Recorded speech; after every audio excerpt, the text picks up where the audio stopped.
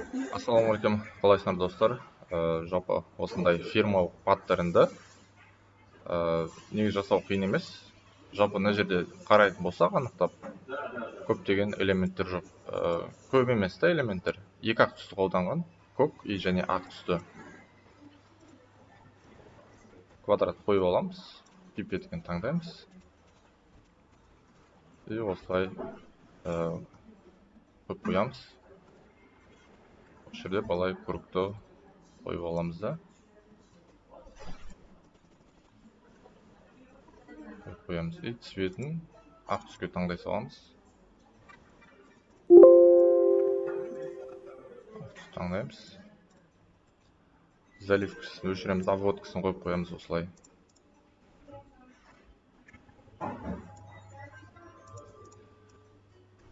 Осыны алып, Ctrl+S, Ctrl+F.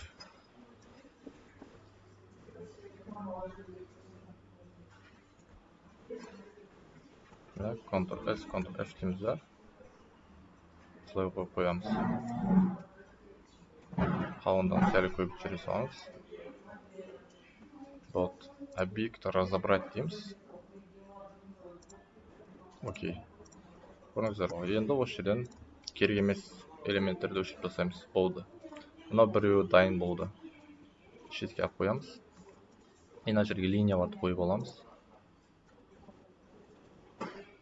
Қалыңдығын жаңағыдай 12-ге 13-ге қойып қоямыз.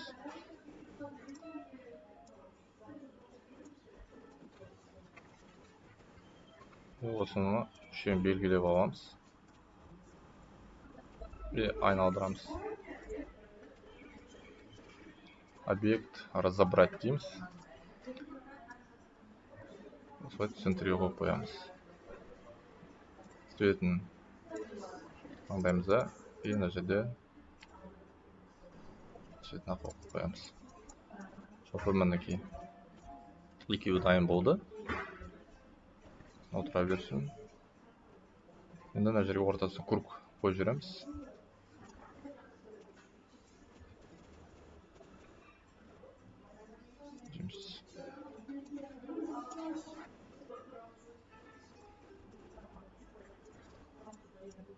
Солай тұра берсін.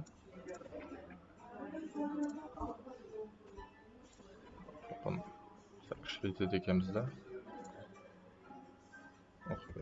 Объект разобрать дейміз.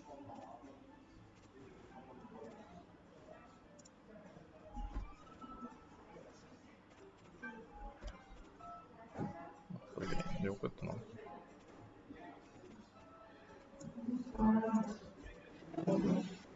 Енді мына кругтарды қойып шығамыз.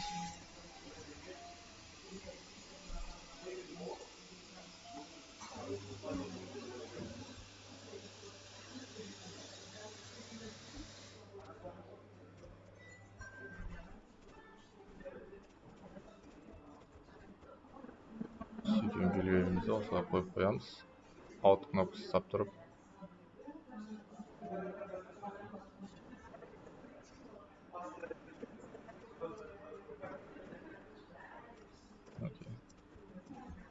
Alt кнопкасы ұстап тұрып осылай қойып қоямыз. Мінекей. Осымен фирменный паттерні дайын болды. Енді осыны әр жерге қолдана бересіз. Мысалы, мынау визитный карточка деп алайық. Мысалы, мынау визитный карточка да.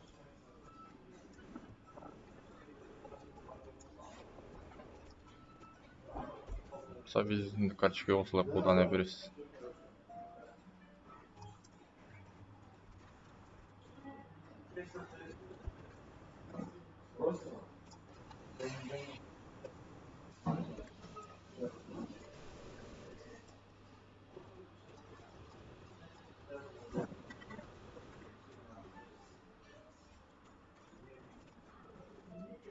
Окей.